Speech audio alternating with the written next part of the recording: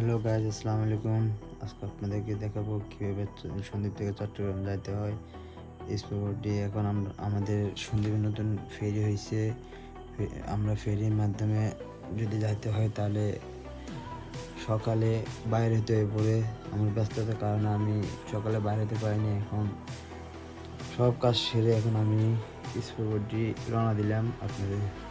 আমাদের পুরো জার্নিটা আপনারা দেখুন।